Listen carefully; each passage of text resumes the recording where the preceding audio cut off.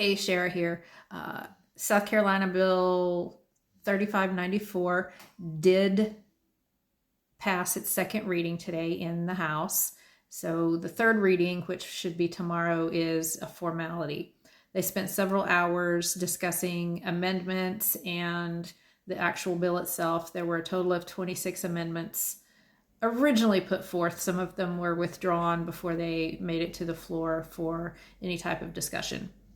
One of the things that was added was a provision that states that a person openly carrying a weapon in accordance with this article does not give law enforcement officers reasonable suspicion or probable cause to search or detain or arrest the person.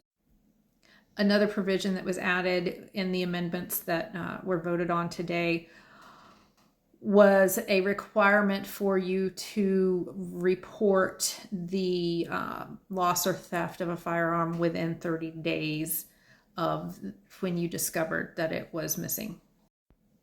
There was also some addition of additional state workers who are allowed to carry anywhere in the state as long as they have a concealed carry permit.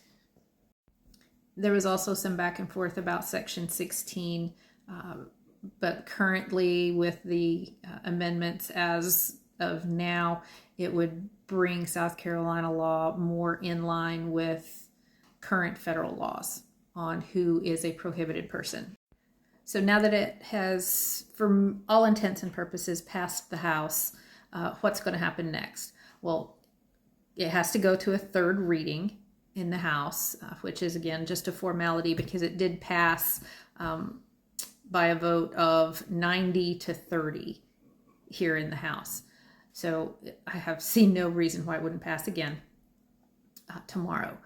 So when it goes to the Senate, then it has to go through the committees and everything just like it did here in the House. So it'll get sent to the Judiciary Committee, who will then assign it to a subcommittee, who then has to hear it, send it back to the full committee. The full committee then has to agree to hear it. And then once it gets approved by the full committee, then it goes to the floor of the Senate.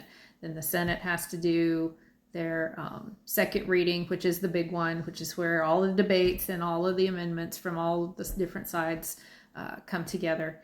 And then if it passes that second hearing or the second reading, then it goes to the third reading. If all goes well with that third reading and there are no changes from what was sent over from the House, then it would go to the governor. If there are changes, that throws a little monkey wrench in everything. But for now, it's en route.